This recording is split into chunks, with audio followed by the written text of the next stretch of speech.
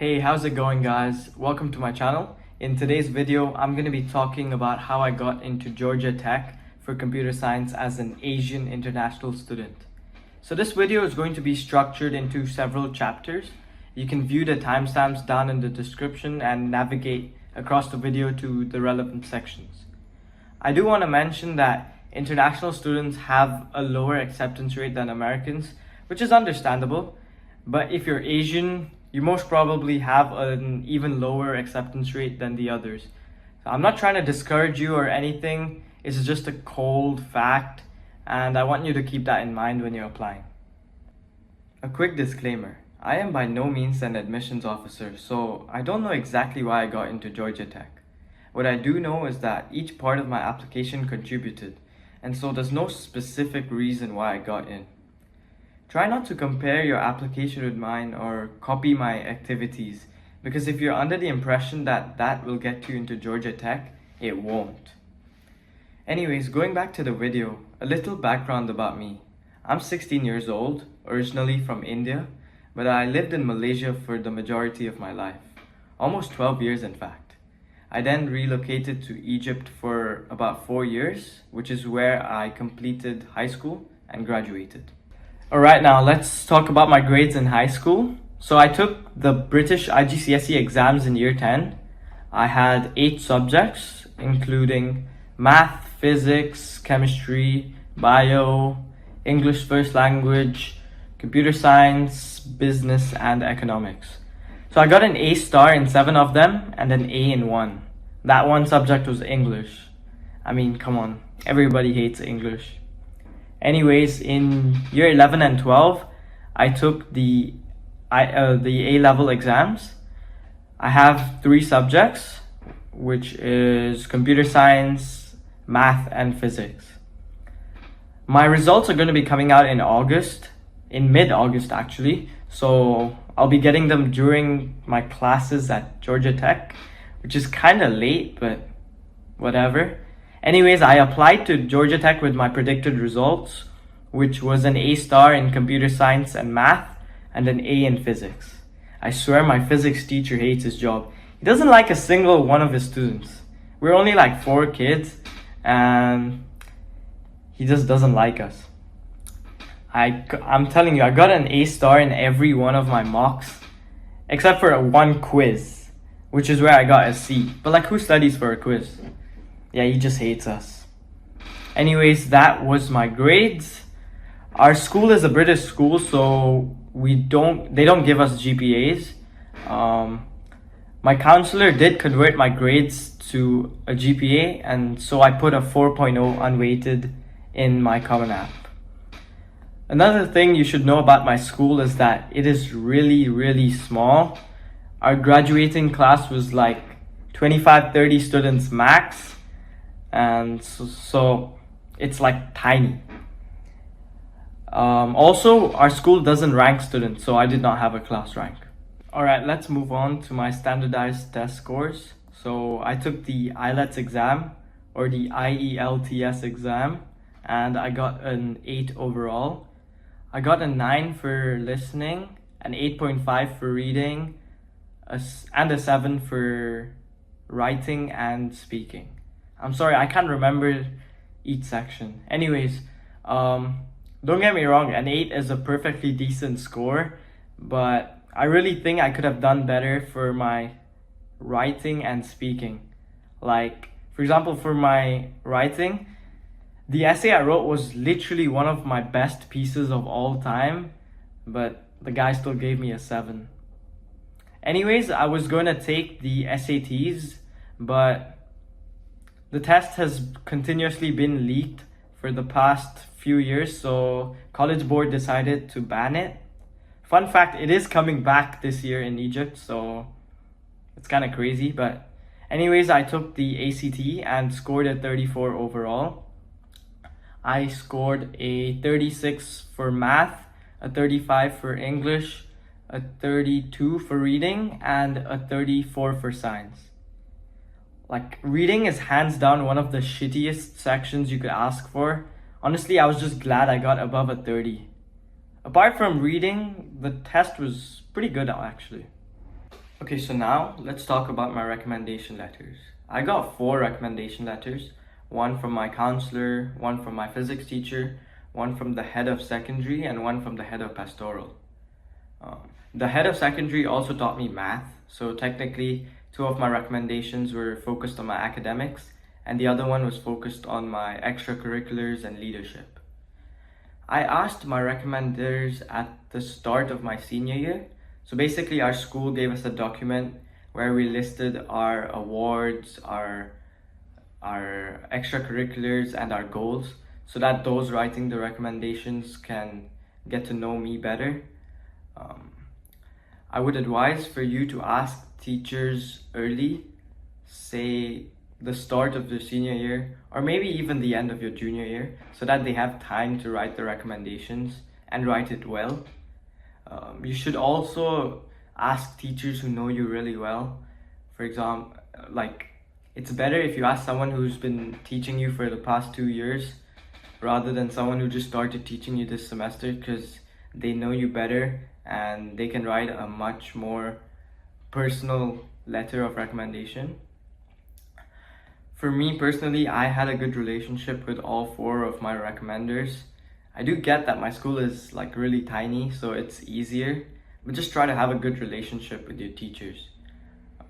I also feel like you should divide your recommendations into different categories, like one from your counselor, of course, which is required, one for your extracurriculars, or maybe during a job, you could ask someone who you worked with to write a recommendation letter.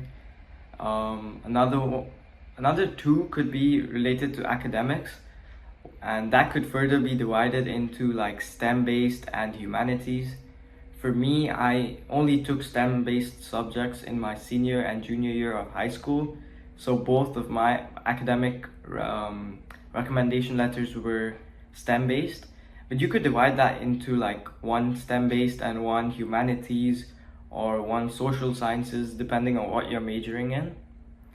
And yeah, so ask your recommenders early, have a good relationship with them, and hopefully you'll do fine. Alright, next I'm gonna talk about my extracurriculars. Don't mind me if I'm looking up there because my laptop's there and I'm gonna read off the extracurriculars. So Common App provides space for 10 activities, and I used all 10 spots. The first activity I put was raising about $15,000 for the Bahia Foundation, which is an Egyptian nonprofit that treats and detects breast cancer for no cost. So I organized several pink days where we set up games and bake sales and sold Bahia pins to raise the money. I've been doing this since year 9. The next activity was being a competitive tennis player since 2014. I talked about my national and international rank and that I trained at the National Academy in Malaysia. So I spent about 15 hours a week for 45 weeks a year because I play tournaments all year long. I also mentioned that I intend to participate in a similar activity in college because I'm hoping to join the club tennis team at Georgia Tech. My third activity was about the student leadership team and my progression from a student council representative in year 9 to the head of student council in year 10 to the head of key stage in year 11 and to deputy head boy in year 12.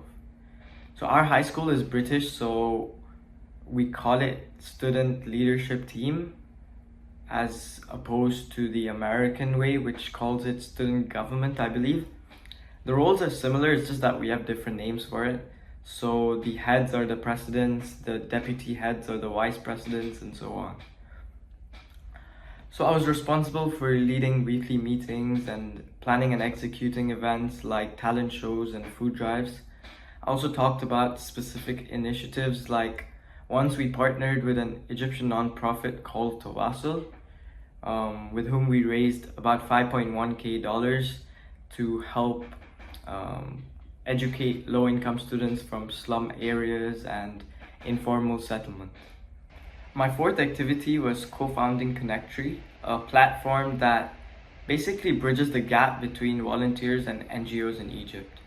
So essentially, it's almost impossible to find volunteering programs online here, and there's no like centralized platform that lists all available volunteering programs. My friends and I identified this gap and started working towards a solution, which is Connectree. So until now, we have secured 3 NGO partnerships so we can list their programs on our website. Although the platform is still currently under development. So I've been working on this since my junior year of high school for about 6 hours per week and 35 weeks a year. My next activity was honestly really cool and unique. So I helped to redesign my school's primary ICT lab into a makerspace after securing a budget of about $7,000. So I also mentored the students and guided them as they worked on hands-on projects in the makerspace itself, and they learned how to use edtech tools like VR headsets and Canva. I worked on this during my senior year of high school, spending about 6 hours a week for 27 weeks a year. My 6th activity was about being the head of partnerships at the GEMS Model United Nations. I was appointed by the Secretary General. I was responsible for acquiring sponsors and vendors for the event for almost 300 delegates, in fact. We ended up receiving a $10,000 budget. It wasn't just about organizing an MUN, but also taking part in other conferences as a delegate. For participation grade levels, I selected grade 10, 11, and 12. I spent approximately 8 hours per week for 18 weeks in a year. My 7th activity was independent research for the Breakthrough Junior Challenge, an international competition that encourages students aged 13 to 18 to create a short video explaining a complex topic in physics, the life sciences, or math. So the winner receives a $250,000 college scholarship, a $100,000 lab for their school, and $50,000 for their teacher. My video was focused on the principles of quantum mechanics as it applies to quantum computers. I ended up ranking in the top 40%, which as I think about now is pretty bad for a ranking. I also didn't think you could put this as research, but then I realized I spent weeks researching and learning more about quantum mechanics, so technically it should be counted as independent research. I may be wrong, but that's what I thought. I spent about 25 hours per week for just under 2 months. Anyways, I'd really encourage you guys to apply for this competition. You get to dive really deep into a topic you love, and you also learn new things while having fun. So it's a really cool experience. My next activity was interning at an independent animation studio as a graphic design intern. This was during my senior year of high school. I explored a software called Houdini with the technical director there, and he taught me about the fundamentals of this software. I also studied that past animation work on Adobe After Effects and Adobe Illustrator, learning best practices and how they structure their workflow. Oh, and by the way, this was an unpaid internship. Companies in Egypt don't really offer internships to high school students, so this was a really unique experience for me. My next activity was interning at a leading Egyptian contractor as a civil engineering intern. This was arranged by my school during my junior year. I went to construction sites, learned about the technicalities regarding designs and structural repairs. I also learned about best practices regarding safety and studied piping designs. This was a boring internship and I didn't really learn much in the end. It was also unpaid. The last activity I listed was exploring edtech tools at the British University in Egypt. I visited the Faculty of Computer Science and spoke with the professors there. They introduced me to tools like Ozobots and AI-powered Zoomy cars. We also explored Arduino Uno microcontrollers and used Tinkercad for simulations. On to my honors. The Common App gives space for 5 honors, and I used all 5 spots. The first honor I put was winning 4th place at Hack VCIS, an international hackathon for students between 13 and 18. So my friend and I made a website using HTML, CSS, and JavaScript to raise awareness for the roadkill of Malayan toppers. This was a very interesting experience, not only because this was my first ever hackathon, but because I was working with a friend from Malaysia while in Egypt. So we had like a 7-hour time difference. I ended up pulling quite a few all-nighters. I learned a lot from this hackathon and it was truly a fun experience. I did this while in grade 9. The second honor I listed was winning first place at the UPI Explorer, a national competition where students from different schools all around Egypt form groups and compete in challenges of different disciplines like computer science, engineering, business, and the sciences. So each challenge awards a different number of points based on how difficult it was, and the team with the most points by the end of the competition wins £10,000.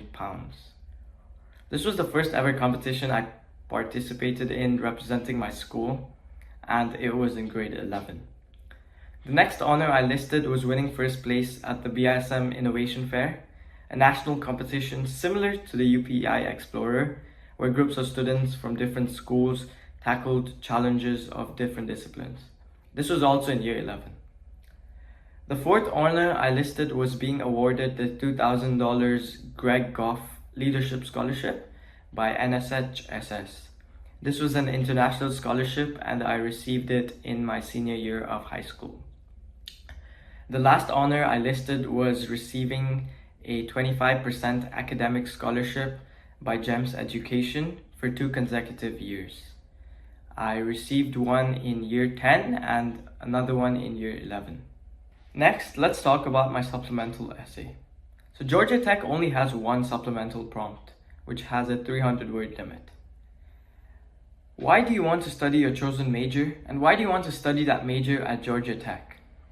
In my essay, I talked about how participating in my first ever hackathon opened my eyes to the potential of computer science. It showed me how a few hundred lines of code could really make a difference.